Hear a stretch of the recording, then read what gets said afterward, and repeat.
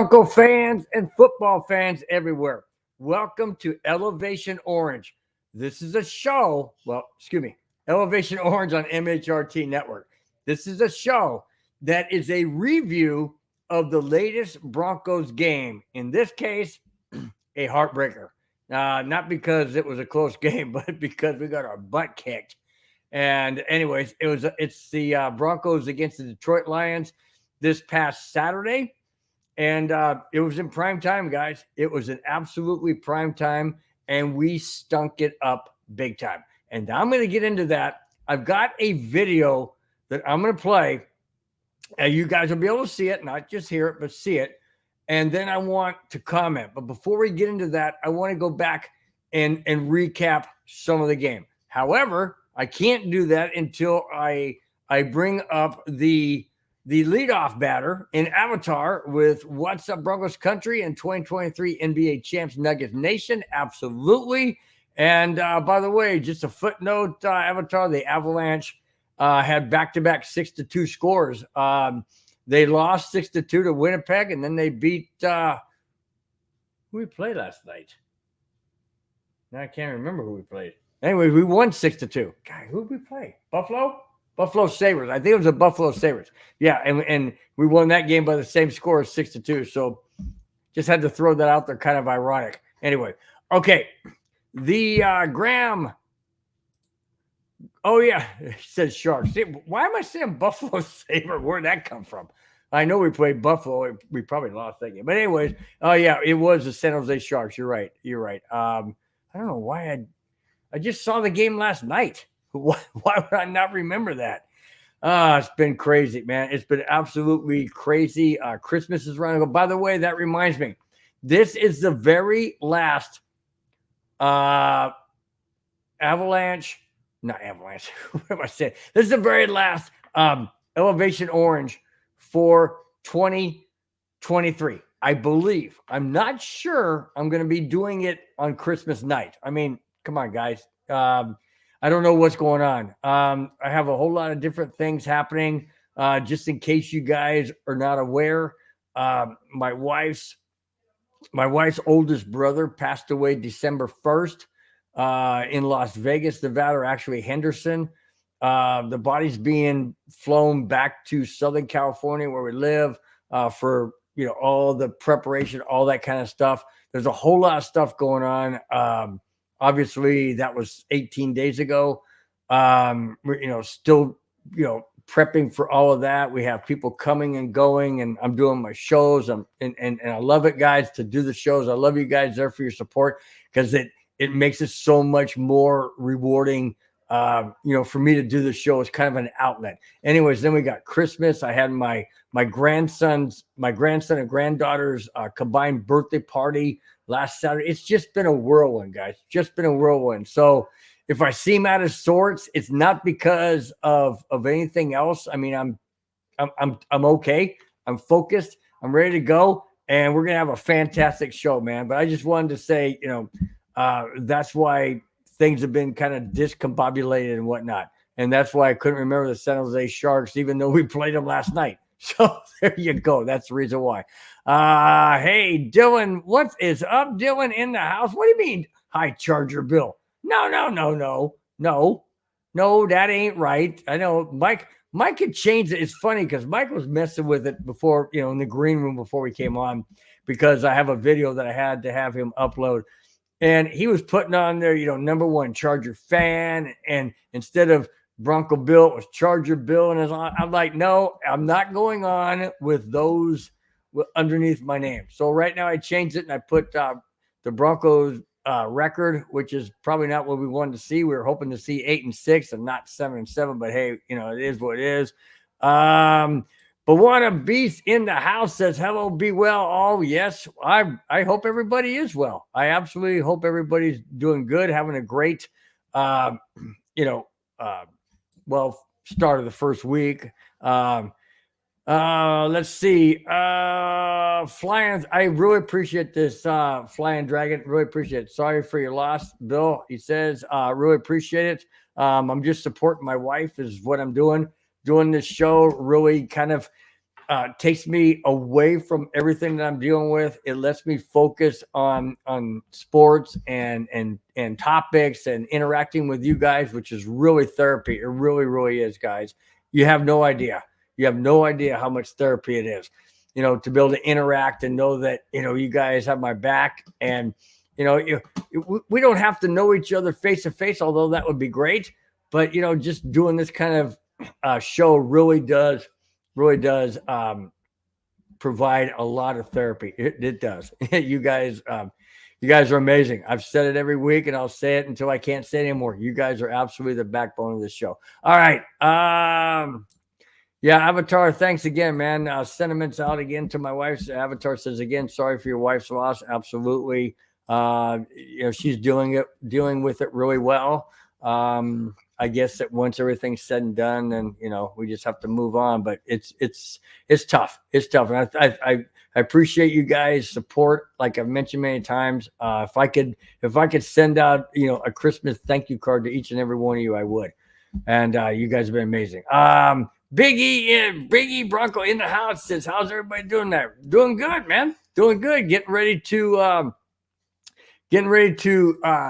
Actually get into the show, just kind of doing some preliminaries in front of and interacting with the chat like always. I mean, like I said, my show would be, the Elevation Orange would be about a 10-minute show. Seriously, maybe less if you guys weren't in the house, because that's what makes the show.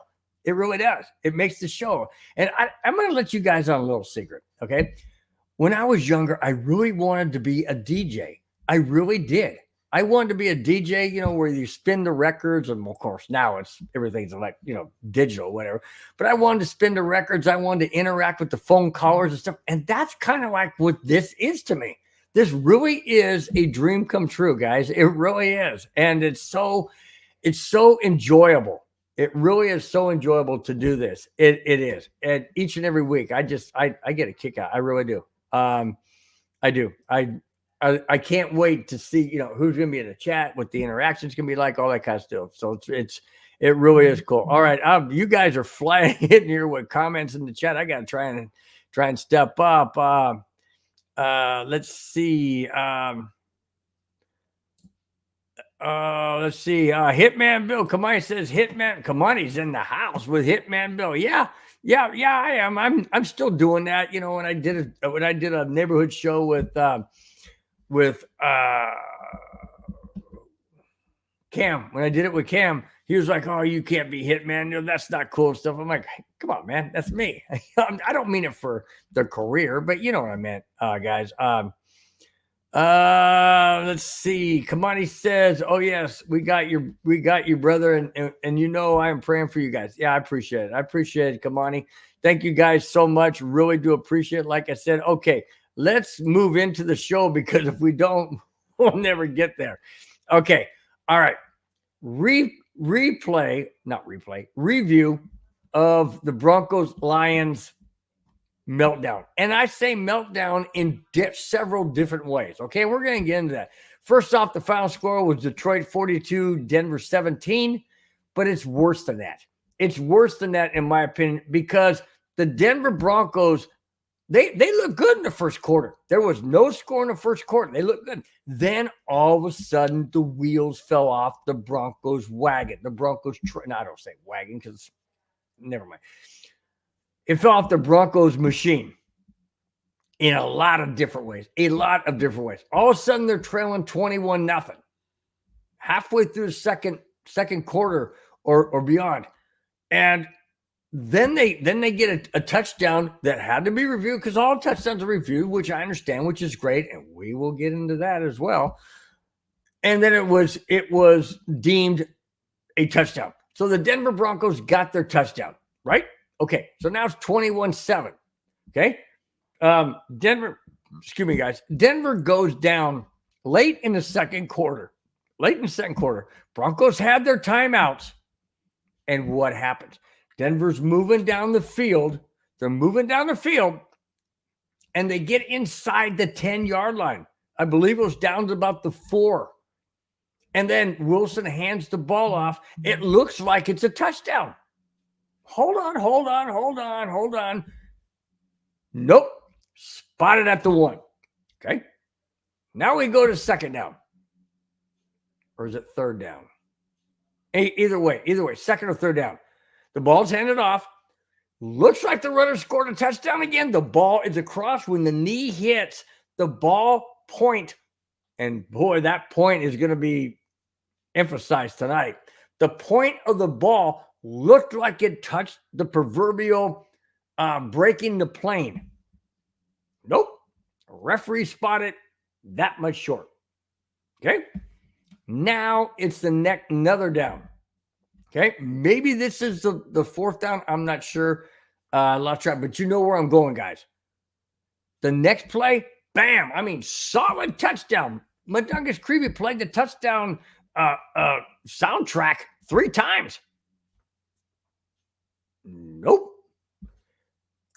Called offside by that much, maybe that much. Now, my question to you guys, and please help me out in the chat, okay? I've asked several people, and I've not gotten a conclusive answer yet.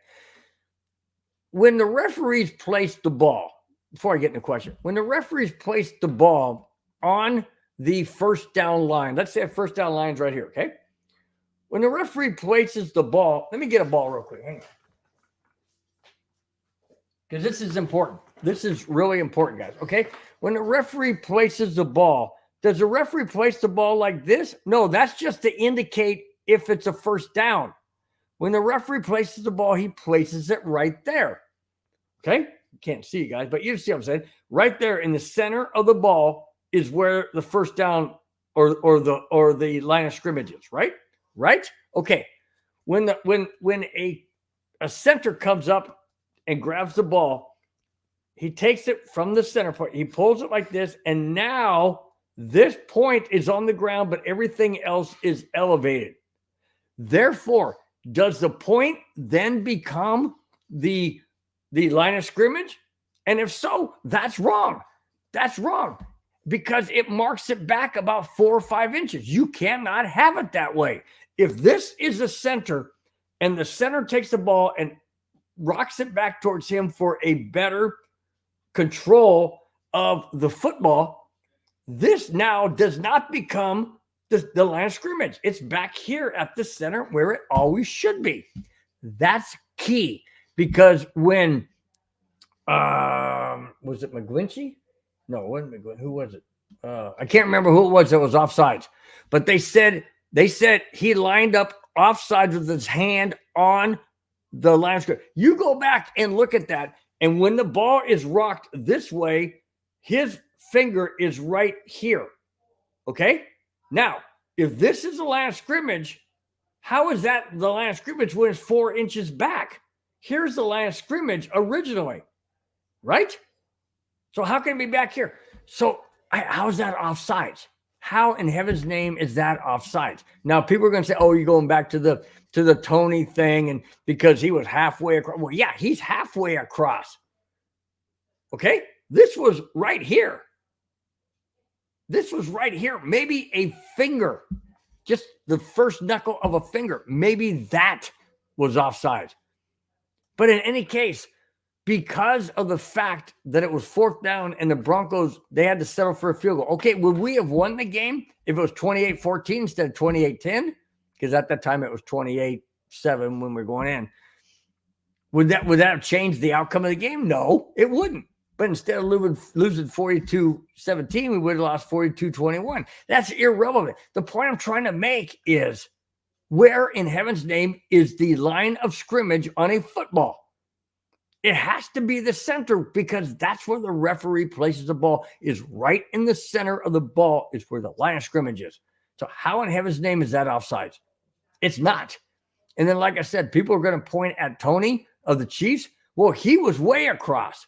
He was literally at the center of that football. So, yes, he was across. But the Broncos player wasn't. And yet it was called. Why? I have no idea. Probably because the whole Tony thing blew out of proportion. Not blew out of proportion, but everybody made a big deal about it, including the Chiefs and Mahomes. And they were the jackass of the week on my Friday show. But this is not a jackass of the week moment. This is not an offsides. If the line of scrimmage is in the center of the football and the center rocks the football back and it's sitting on its point like this, like I said, like this, there's no way that is the line of scrimmage.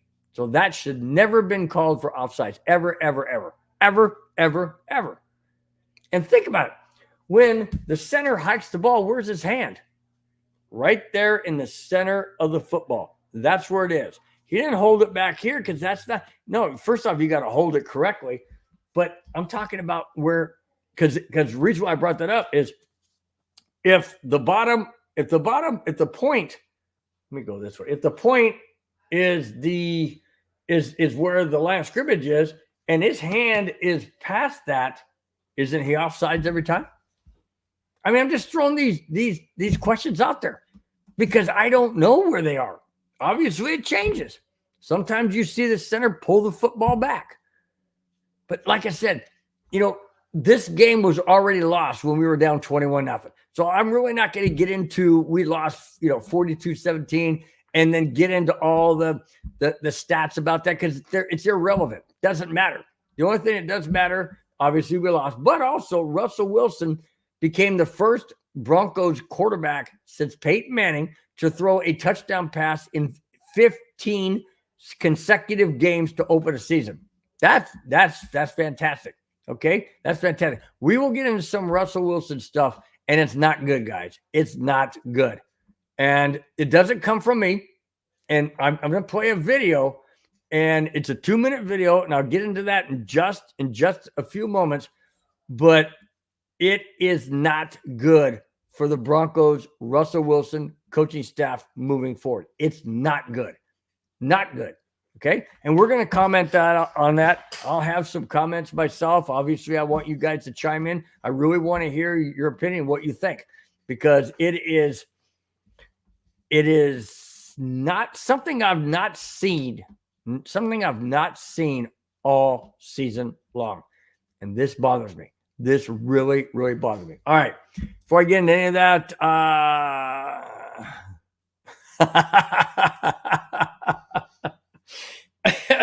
Big E Bronco. That's classic, dude. That's so classic. I got to read this. The wheels on the bus go round and round, round and round, round and round. Whoa, wait a minute. They come off. Yeah, they did. Yeah, they did big time. It was almost like, it wasn't like the Houston game. And I kind of wanted to allude to what I felt like it was like the Houston game, but it wasn't. Because in the Houston game, we were in the game. We were in the game the entire time. Against Detroit, we were not in the game once we hit the second quarter. We were not in that game whatsoever. Could we have been in the game at 28-14 instead of 28-10? I don't think so. I mean, the final score was 42-17. So you make it 42-21. What if it's 42-28? Okay, we're still not really in the game. So no, that was a train wreck. That was an absolute train wreck for sure. Let's see. Kamani says that's a good question for an honest ref. Well, are we ever going to get an honest ref? And what is the definition? I don't even know if I know what the definition of the line of scrimmage. Like I mentioned, I mean, we could go round and round on that topic until we're blue in the face, Bronco blue in the face. We really could. And I don't really know, Kamani or anybody else, if we're going to have a definitive answer. It just seems like the NFL has a lot of loopholes.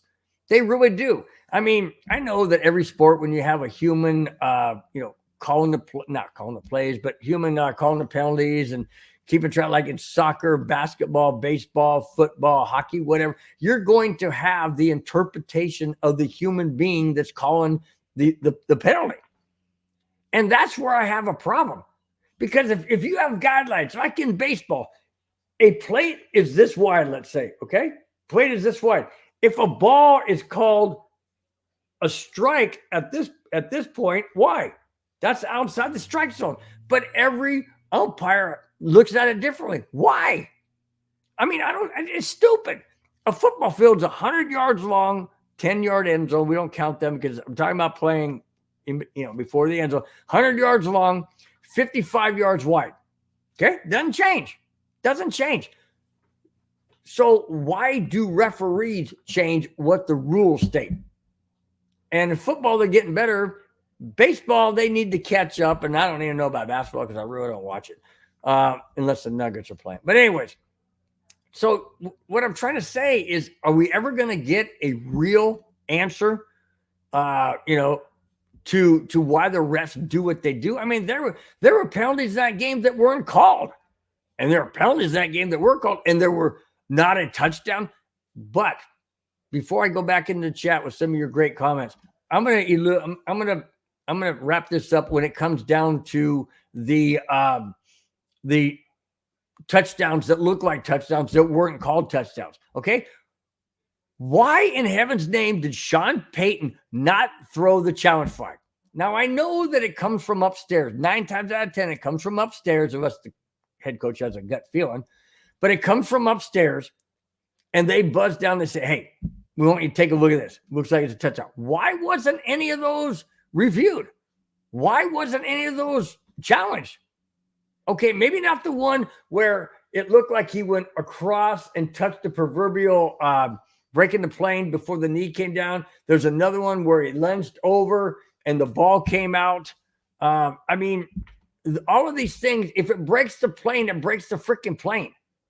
You don't need to keep it in your hands completely. It just needs to break the plane. Like yesterday's game, there was a play where a guy went in, he's running, I forget what it was, and he's about ready, he's celebrating, he's putting his hands out, and the defender comes across and hits his arm. I think it was the Buffalo Bills. In fact, I think it was a Buffalo Bill Kansas City game. Or Buffalo Bill, not Kansas City, Buffalo Bills and Dallas. I think that's what it was. Yeah. And he's got his arm out, and then the defender comes across, hits his arm, the ball pops out of his hand, rolls out of the end zone, but they went back, reviewed, and said it was a touchdown. And that's because he broke the plane. Why didn't Sean Payton challenge any one of those? You've got to at least challenge one of them. Why not? What do you got to lose? I know people, well, you lose a timeout and you lose a challenge. Okay. It's a freaking second quarter, dude. You get another one the next half. Not rocket science. It's not hard to figure out. Apparently with Sean Payton, but it gets worse, guys. It gets worse. And boy, are we going to dive into this in just a minute. Okay, let's get back to the chat. Wow, you guys are really blowing up. I love it.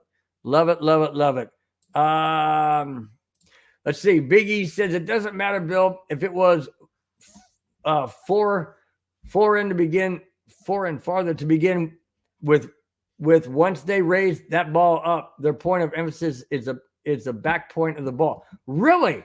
Okay, so basically what you're saying, Big E, let me go through all these hieroglyphics. It doesn't matter if it was okay. So basically what you're saying, Big E, is that the ball is placed in the center. And the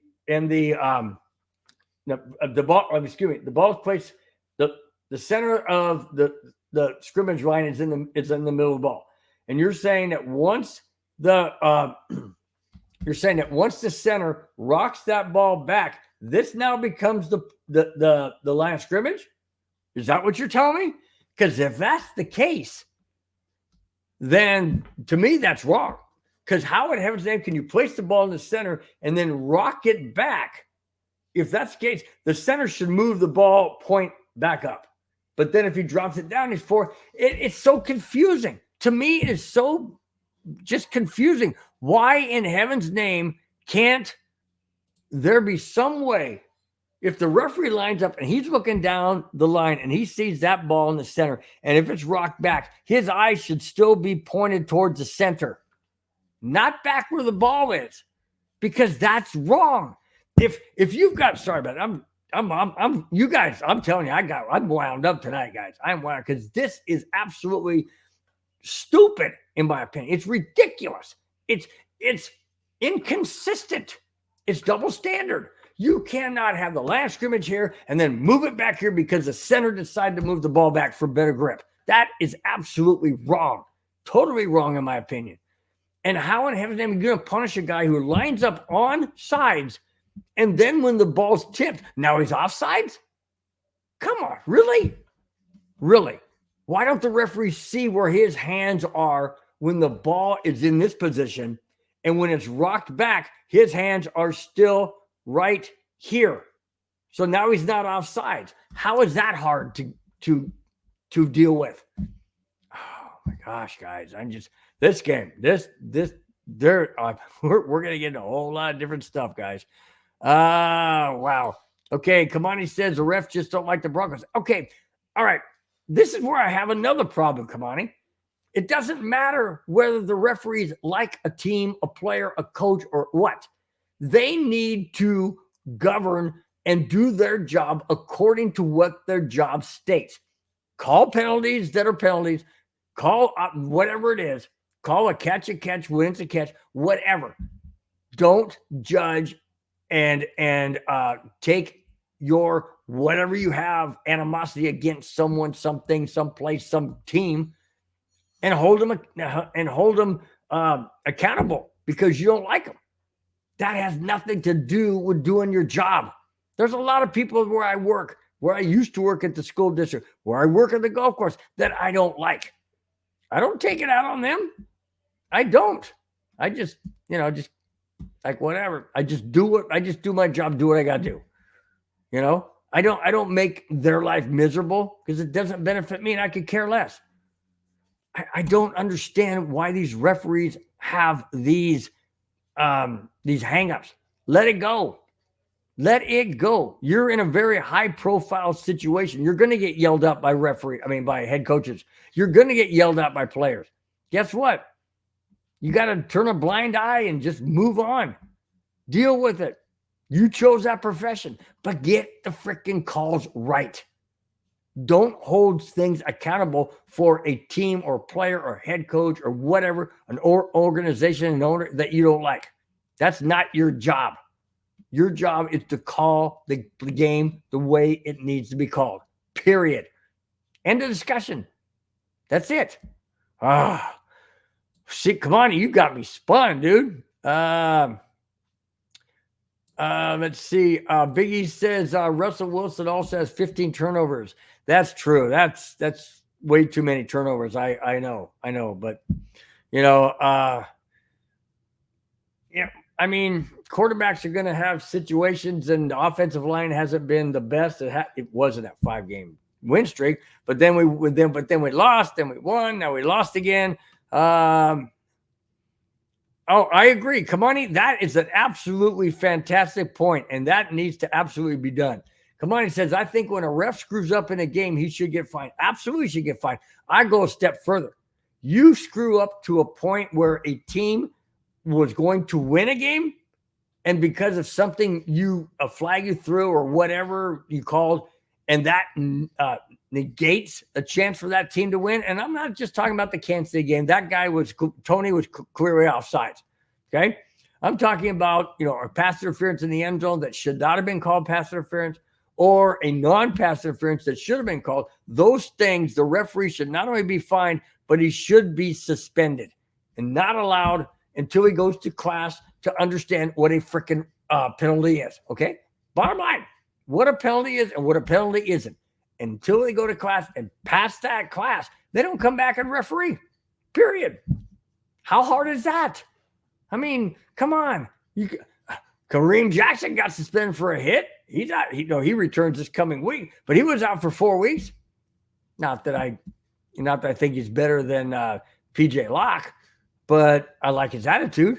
I just wish he would play within the freaking rules. And the rules are really punishing the defenders lately, too. Clayton Huron is in the house. Clayton Huron says, hey, guys. I say, hey, what's up, Clayton? I love it every time. He says, smash that like button and share, guys. I absolutely appreciate it. Yep. Hit the like button, share. It costs you nothing.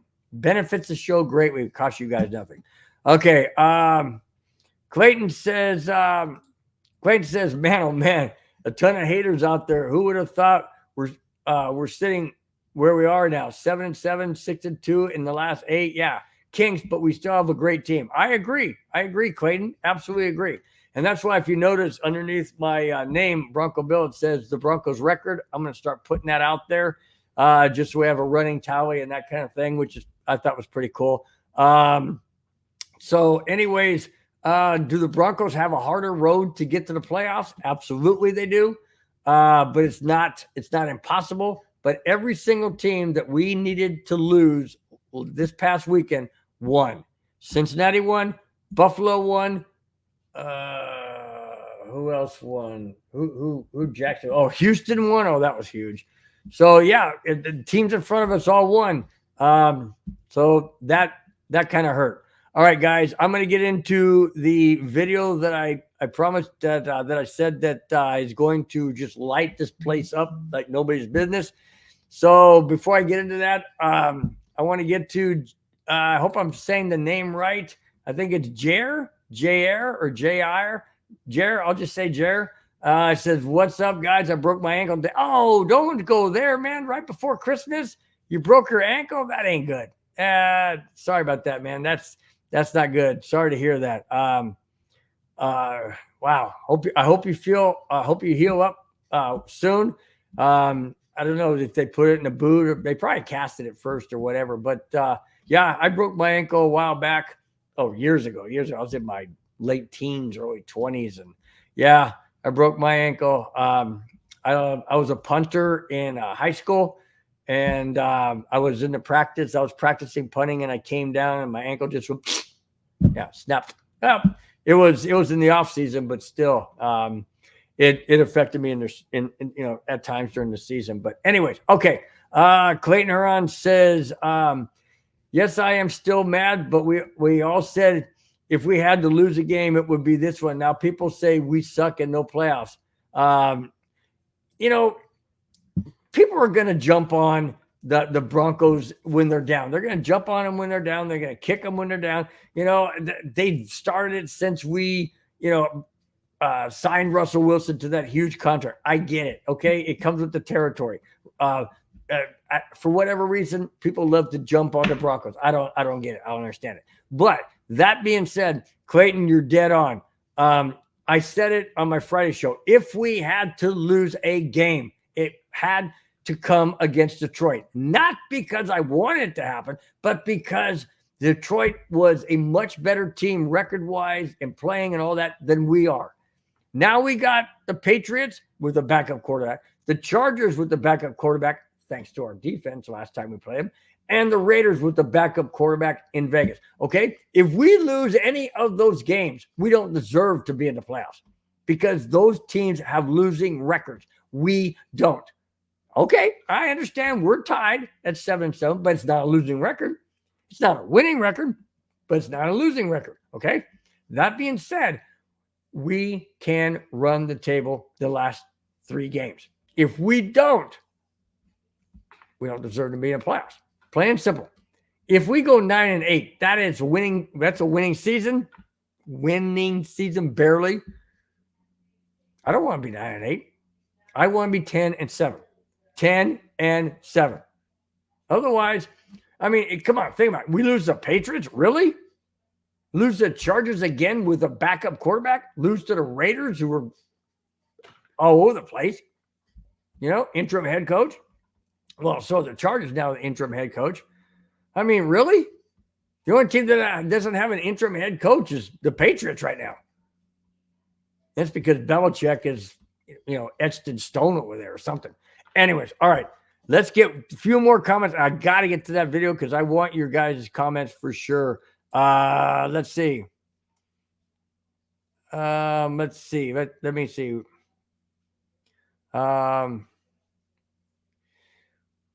Let's see. Okay. Biggie says, I asked that same question you're asking right now about the ball, and every person I've asked said that's what I was told. That you address the ball. When you address the ball, it's the back point. See, that's oh my gosh, Biggie. I understand where you're coming from. I totally appreciate it, and I appreciate that. That's probably the correct answer. I just don't know why. Why would something be here and then something be here? Doesn't make sense to me. How is that even mathematically correct? It's not. It's not. And I'm dumbfounded. I'm absolutely dumbfounded and totally confused as to why. I mean, I can't think of any other sport that does that. No other sport does that. I mean, maybe it's because no other sport places the ball down like football. I don't know. Soccer places the ball and then the guys kick it and it's right there from the middle. Okay, I get that. Hockey, they drop the puck. Basketball, they don't place the ball down and say you got to pick this up, or you have to stand behind the line for a free throw and stuff. But I'm without words, guys, and that takes an awful lot for me to be without words because I don't know what else to say. It just, to me, that is absolutely stupid. Stupid as stupid can get. Doesn't make any sense. It's ridiculous. Oh, wow. I did not know this, Flying Dragon. Flying Dragon comes in and says Saturday's offsides was the first offensive offsides for the Broncos in 11 years. Now, he's not talking about false start. False start is when the player moves before the ball. This was not a player moving. This was a player with his hand on the ground about that far, literally about that far on the, quote, line of scrimmage at the point of the ball, which is not the line of scrimmage, so it's absolutely stupid. But in 11 years, wow. First time in 11 years. That's amazing. Okay, Kamani says, Hitman Bill is on it tonight. I am like Clayton. Calm down, killer. I'm just so freaking wound up because there's so many things that went wrong in this game that we haven't seen all year. I can't remember the last time I've seen this, okay? So, all right, let me jump into, I know you guys are in the comments and stuff. I'm checking them out. Flying Dragon, this is important, though. Flying Dragon says, if we win out, we have a 76% chance of getting the playoffs. If you told me at the beginning of the season, I would have taken this. I agree. I'll take it too.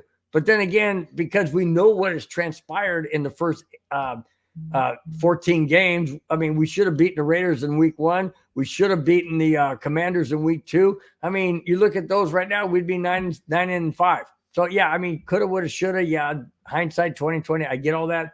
But yeah, I agree with you. If somebody would say right now, starting the season at 1-5, and we're sitting at 7-7, and we have a 76% chance of making the playoffs by winning the last 3 games against backup quarterbacks, yeah, I'd take that all day. Kamani said, I really thought we were going to beat Detroit and be upset by the Patriots. Wow. Okay, well, I can see that. I can see that Detroit was beatable. Patriots have, come on a lot stronger lately, although they laid an egg against Kansas City, which hurt. But hey, I never thought we'd win the division anyways. So that being said, like I said, I didn't think we'd win the division. If we had to lose one of the last 4 games, I said, let's lose to Detroit. They're the better team record-wise, and let's run the table the last 3. All right, guys, switching to the second topic. And this one is, I want your opinion on these guys. I want your opinion because you know me, I'm going to give my comments. I want your comments once you hear this video. This is Michael Irvin on Undisputed. I'm not going to say what he's talking about. I just want you to listen to it. And I may play it a second time, not right after, but I may, as we go on, may play it a second time just so everybody can hear exactly what he's saying, exactly his emotion, and exactly his knowledge of what it is to have this happen on the football field. Here we go, guys.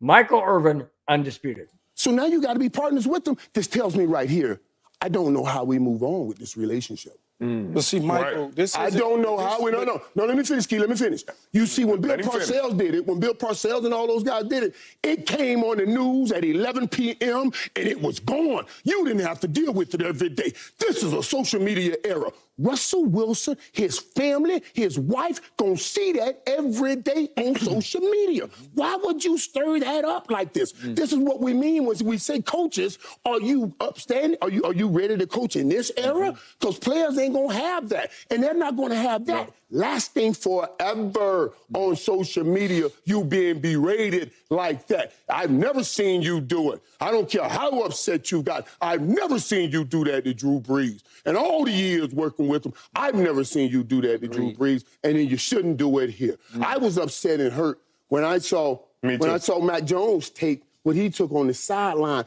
but at least they were on the bench. They were on the bench, and Bill O'Brien was in his ear.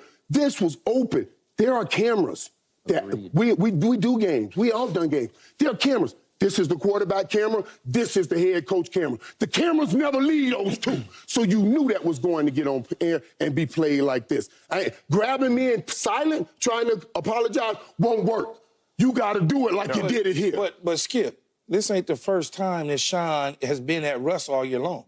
Not like that. That don't make it any better. This ain't the first time. They had their issues early on. They had their issues early on, Michael. They had the same sort of issue early on. How can you go lead your team? How can you go lead your team as a quarterback? How can you?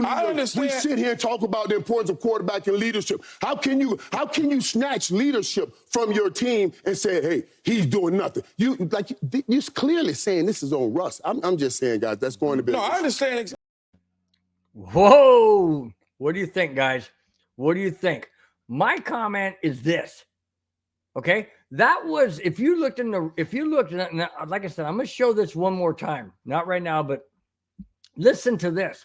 Okay, if you look at the bottom right part of that screen, it says it was 4th and goal. So that was after that play where it was offsides, and it was also after the play where Sean Payton. Sean Payton didn't throw the challenge flag to challenge a touchdown or the spot of the ball.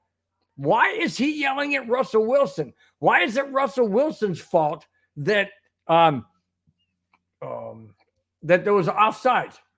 Okay, albeit I totally disagree with that anyways, but that's irrelevant right now. Why is Sean Payton yelling at Russell Wilson? It's not Russell Wilson. Russell Wilson drove the freaking Broncos down the field to get to a point to score a touchdown that Sean Payton didn't throw the challenge flag. Why is that on Russell Wilson? Why is he yelling at Russell Wilson? I mean, is it because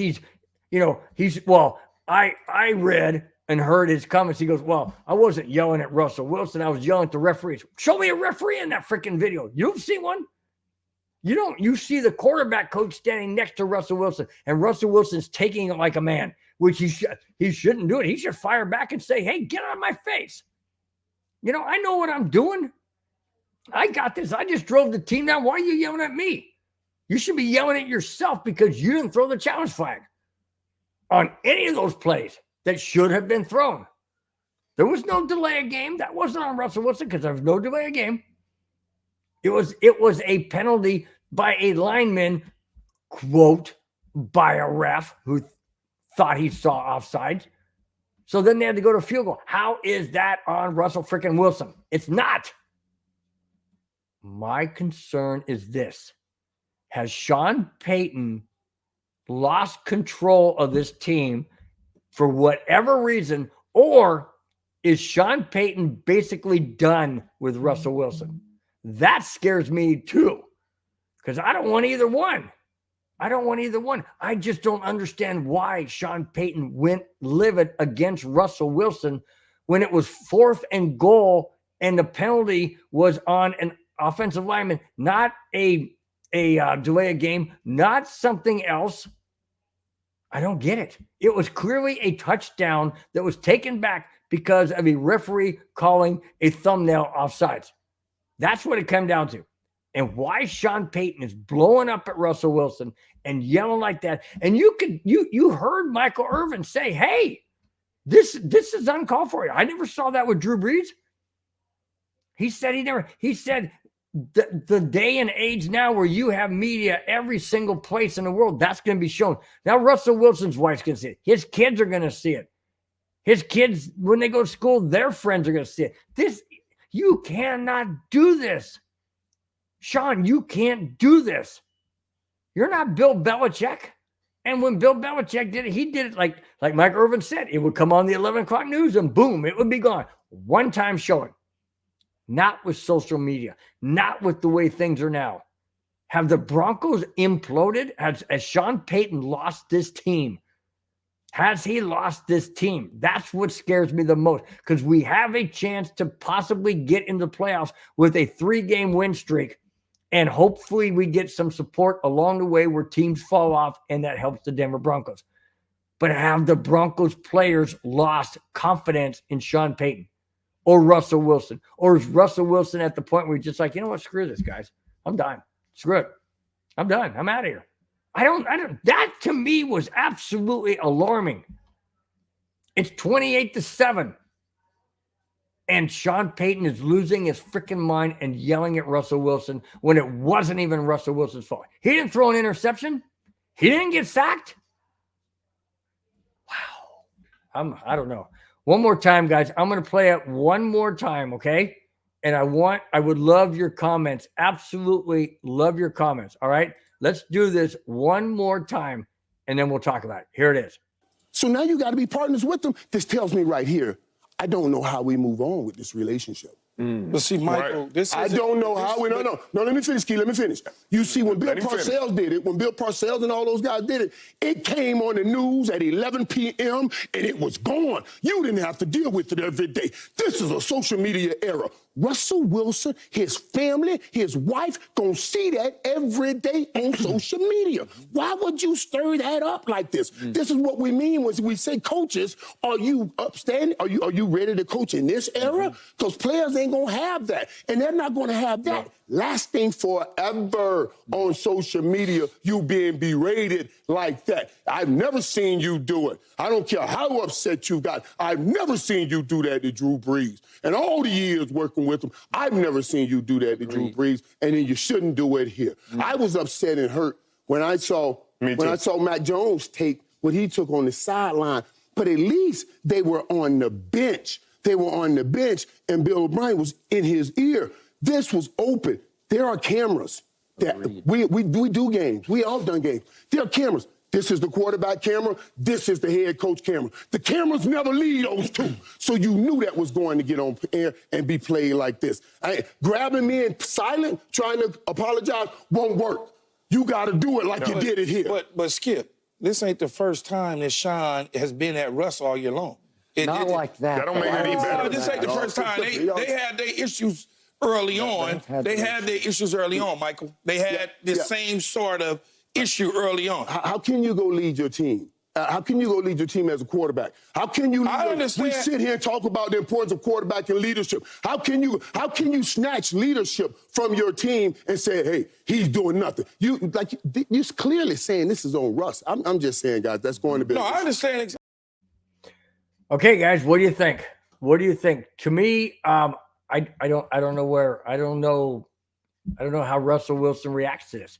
I really don't. I mean, I had to play it again, guys, because basically what he's saying, and he said it right at the very beginning of it. I don't know how you go on with these two. I don't know how you go on with this situation. Excuse me, guys. Meaning that the relationship between Sean Payton and Russell Wilson. Now we all know that Sean Payton didn't pick Russell Wilson. Russell Wilson was already here. Sean Payton just came in and inherited Russell Wilson. Is he trying to make Russell Wilson better? Absolutely. But now, I mean, getting in his face like that, if I was Russell Wilson, I'd say, you know what, screw you. I'm done. I just don't know why. When we're this freaking close to having a winning season and possibly going into the playoffs, and Sean Payton pulls this idiot card. I don't know why. He claims he's yelling at a referee. Well, I sure didn't see a referee where he's pointing or where he's yelling. Oh, my gosh.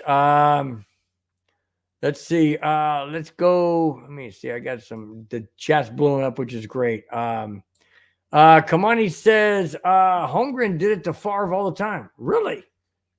Huh. Okay. Well, I wasn't a big Packers fan. I didn't really watch a lot of Packers game, but wow. Okay. So, okay, this is where I was going to go with this, Kamani, and you are definitely 100% on target. Kamani says Peyton screwed up and he had to play the blame game.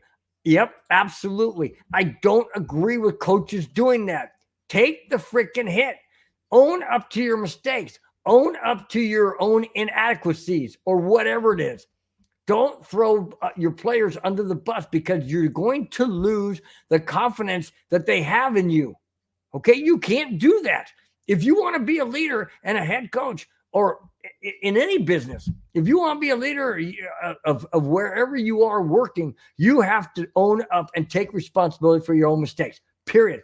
Because that way you're going to gain the confidence, the trust, and your coworkers or teammates or whatever are going to look up to you and say, hey, man, he owned up to the mistake he made. It's on him. Hey, I know he's got our back. Well, not now. Not now. Sean Payton does not have Russell Wilson's back, or he would not have done that. He would not have thrown him under the bus and yelled and made it look like it's his fault. Oh, Sean Payton. So Russell Wilson's supposed to throw the challenge flag? What's he supposed to do? Run off the field, grab it out of Sean Payton's freaking back pocket and throw it? Seriously? No, that's not on Russell Wilson. That is on Sean Payton. And I don't like this because it reminds me of Nathaniel Hackett. Nathaniel Hackett never took blame for anything. Never took blame for it. He shoved it off on somebody else. And now Sean Payton's doing the same freaking thing. And I don't like it. I don't like it one bit. You don't do that to your players. You don't do that to them. That is not going to make them better. It's going to make them hate you. It's going to make them not want to play for you. And it's absolutely just going to destroy the organization. We're building something great here, Sean. Don't screw it up like you're doing again. Golly, man. I don't understand why it's so hard for a coach to say, hey, I blew it. I should have called. I should have thrown the flag. I should have, had them review it and look where it was with the different angles. That one's on me. That's on. Nope. I'm going to yell at Russell Wilson because, we didn't get a touchdown or whatever. Stupid. I'm going to yell at Russell Wilson because it was offsides. Oh, it wasn't his fault. But Sean, my gosh, I thought we had a great head coach. I really did. I thought we had somebody that was going to take the Broncos back to where we wanted to be, back where we've been before. Oh, my gosh. All right. Deep breath, Bill. Big E Bronco says, I think he's just yelling to be yelling. I don't really think he's yelling at Russell Wilson. That crowd was loud, and I kind of like it because it shows emotion out of our head coach that he wants to win. Okay, I'll agree with yelling and wanting to win, but why did he make a beeline over to Russell Wilson and make a point to do it into Russell Wilson's face on a 4th and goal when it wasn't Russell Wilson's fault for the offsides? Okay?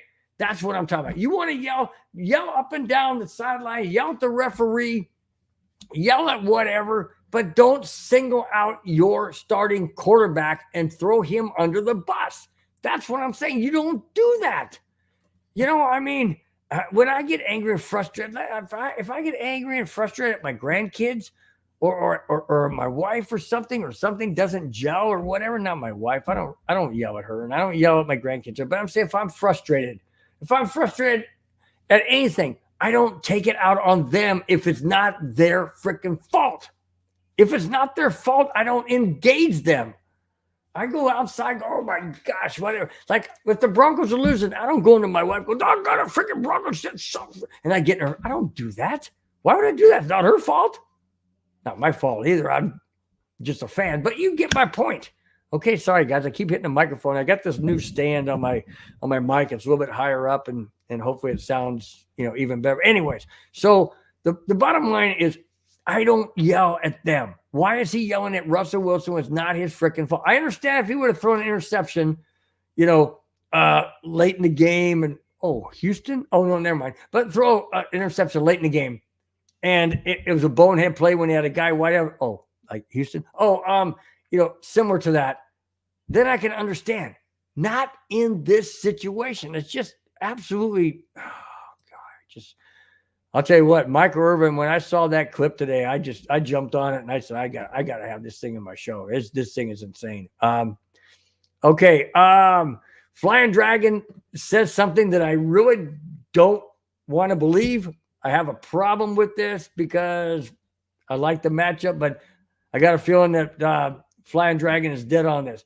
Flying Dragon says, I think Sean Payton, is over Russell Wilson as his quarterback. This has been building for weeks. Payton wants his own quarterback. Okay, let me ask you, Flying Dragon, who's that? Is that a free agent? Is it a rookie? Is it somebody we have on our practice squad? I don't know. But to lose Russell Wilson at this point in time, or to destroy his confidence in playing this coming week against the Patriots, which we could lose now, depending on how cracked that infrastructure is. To me, it's horrible. It's pathetic. It's absolutely wrong. And, maybe he wants his own quarterback, and that's probably true. But hey, you're the one that came to the Broncos and you knew we had Russell Wilson. So why are you freaking crying, Peyton? Why are you crying? You trying to push Russell Wilson out? Are you want that much control that you want to do that? It's not for the betterment of the team, my friend. It's not. It's not for the betterment of the team. And I just don't like it when we're sitting right on the doorstep, possibly, of being in the playoffs and having a winning season for the first time in 6 years. I don't like the fact that the infrastructure is cracking, drastically cracking. And it showed big time last Saturday. I played the clip twice. I'm not going to play it again. If you guys missed any of it, you can go back when the show's done and watch it from the beginning or halfway through, whatever. But I did show the clip twice, and it's not a good showing on Sean Payton's part. Russell Wilson took it like a man, but I had to know inside of him he was probably fuming. All right. Let's see. Kamani says, I think this will pass and Russell Wilson go on and kill it on all the next 3 games. I sure hope so, Kamani. I sure hope so. You're right, because that's my fear. We're right on the doorstep of making great things, not making great things, I would say, but making positive things happen. And then you have this meltdown on the sideline. And I'm sorry, I said it was the second quarter. It was actually the third quarter when that happened. We were down 28-7. And was, instead of making it 28-14, it was 28-10. We had settled for a field goal. In any case, that was in the third quarter. Let's see. Okay, so Clayton Huron says, frustrating, I get it, but you do that on the side or on your own time. Absolutely you do. Yeah, Clayton, he had no business doing that on live TV. None whatsoever. I could understand if it was 14-13 game or 14-10. I understand that. When you're down 28-7 and it's your own fault because you don't call, you don't throw the challenge flag, and if you score a touchdown, you cut it in half. If it's only a field goal, well, you're down by 17. I get that. But that's not Russell Wilson's fault. That falls on Sean Payton. I can understand if you get upset. I get that. Do it out of camera's view. You don't need to be chastising your quarterback on the sideline for the entire world to frickin' see for life and make you look like a jackass of the week. Now, yeah, if this was my Friday show, he'd have been the jackass of the week. Absolutely no doubt for being a jackass. Well, since I don't have jackass of the week, I'm bringing him in tonight because he is absolutely that jackass of the week on Saturday. Absolutely stupid move by a head coach. I don't care how upset you are. You don't do that. You don't belittle your team. You don't belittle your players. Now, don't you think the teammates saw that? Don't you think the teammates saw that? Of course they did. Sean, I have no idea what in heaven's name you're doing, my friend. I have no idea what you're doing. Yeah, Clayton, like I said, I totally agree. Wrong timing when he did it. Absolutely wrong timing. You don't do it on the sideline. Do it in the locker room. Do it in the locker room. Go up to him on the bench when he's sitting down and look him square in the eye when the camera is behind you and sees nothing but this. Your back doesn't see it. He doesn't know what you're saying or what you're doing. That's how you do it. You don't do it in public view unless you want to be the jackass of the week, which apparently you enjoyed being because you've done it many times. Oh my gosh. Okay. Clayton, I don't know. When do you turn the other cheek, Clayton? When do you say, well, before I get into what my comments are, I'll read what Clayton says. Says, yep, pointing fingers, take it, man. Just take it like a man. Yeah, but at one point in time, Clayton, do you say, okay, enough's enough? Enough is enough, and I'm done with this. I'm not dealing with this anymore. Don't yell at me. I mean, I can't stand Phillip Rivers, but when he was getting yelled at, he just went like this. Talk to the hand. He was like, no, I'm not listening. I'm not listening. Yeah, was that a childish move? And yeah, because I can't stand, Phillip Rivers and the Chargers, because they're in our division and all that. But basically what I'm saying is he just said, hey, I don't want to hear it. I don't want to hear it. Don't talk to me. Don't talk to me. But, everybody's different. And, Russell Wilson is different. And I get it. And he's taking it. But, oh, man. Okay. All right. Biggie says, how Patrick Mahomes last week was screaming and yelling because of the situation. Okay. I get that. Because of offsides. Okay. That's well and good. But he did not go up to his head coach and yell. He was yelling at the referee. And that's what I think Sean Payton should have done, is yelling at the referee. You don't yell at a player who had nothing to do with it. I don't know if it went back, several plays or whatever, but that's beside the point. It happened after that offsides call. So it looks like Sean Payton's yelling at Russell Wilson for the offsides call. I don't understand it. I don't get it. I don't know why he yelled at that particular time. And I don't know why he even, like I said, he threw Russell Wilson under the bus. And that just bothered me big time.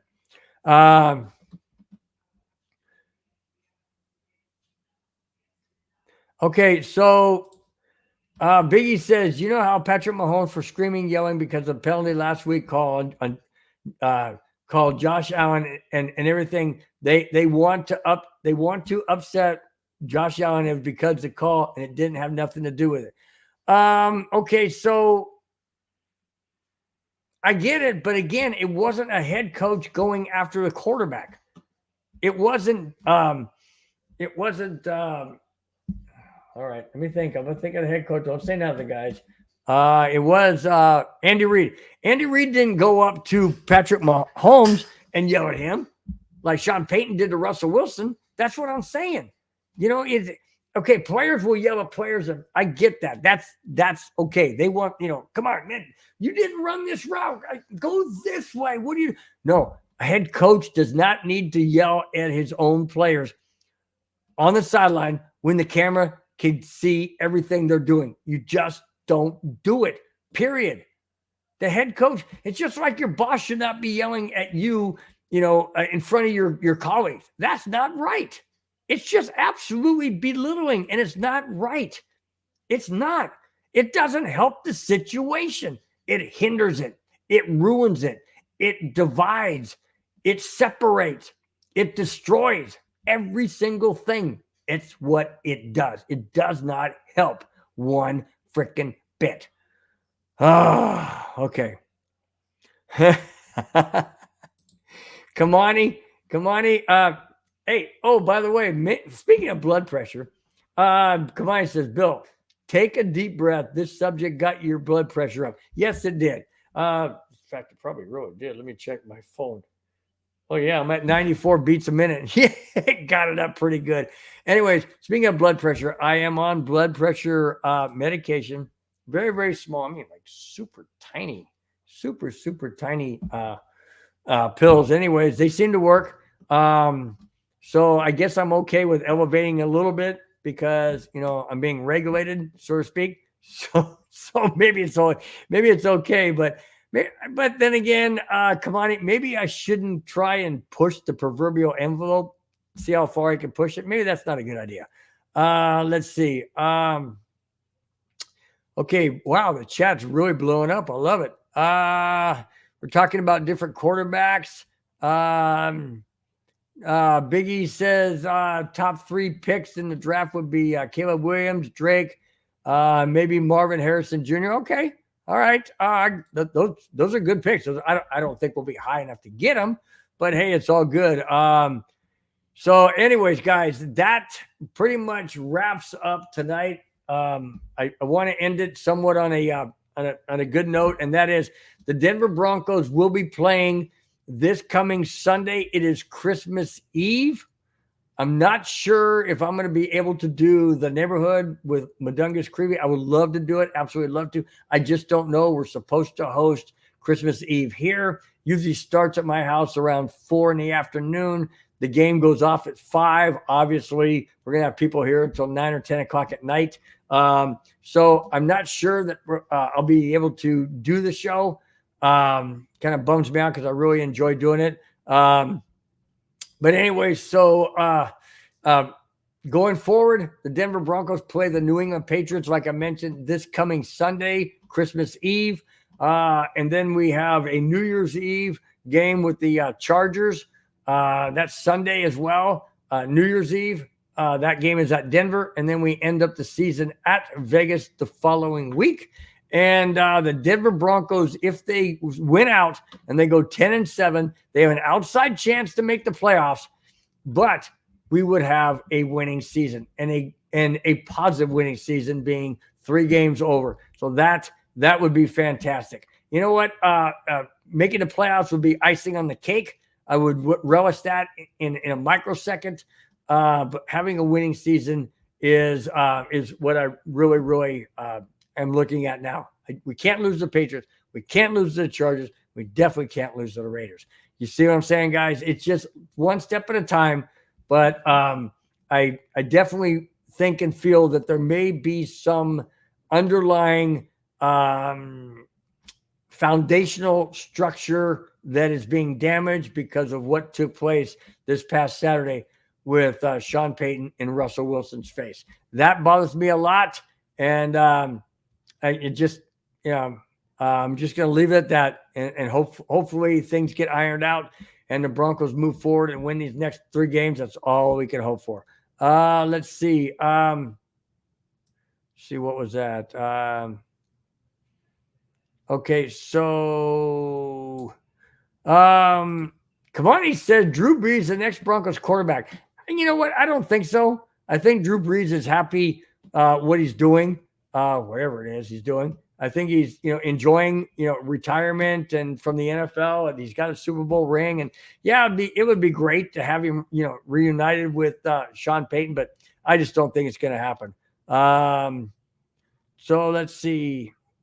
That about does it for the show tonight, guys. Before I get out of here, I definitely have to acknowledge each and every one of you for being in the chat. You guys giving up your Friday. Excuse me. I'm sorry.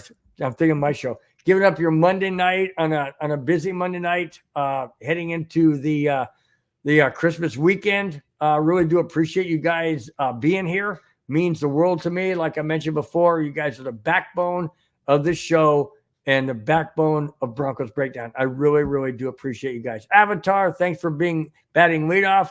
Graham Tide Tick, thank you so much for being in. Bawana Beast, Dalen Kuhn, thank you. Flying Dragon, Biggie, Bronco, Kamani, D-Rock. Oh, D-Rock. I'm sorry, D-Rock. D-Rock says Big Bill. I'm sorry, D-Rock. I must have skipped you inadvertently. Didn't mean to. D-Rock, thanks so much for being in the chat. In the chat, really do appreciate it. Let's see. Clayton Haran, as always. Jair, thank you so much for chiming in. Hope your ankle gets better and all of that. Hope you're up and walking like you have before. That'd be great. Okay, Jair, I did ask about his broken ankle. It says, yeah, they put it in a splint. I got an appointment for an orthopedic doctor.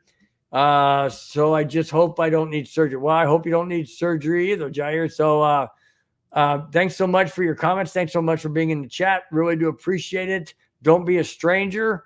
We'd love to have each and every one of you on my shows, which are the Friday's Broncos Breakdown Show, and of course, Elevation Orange throughout the remaining Broncos season.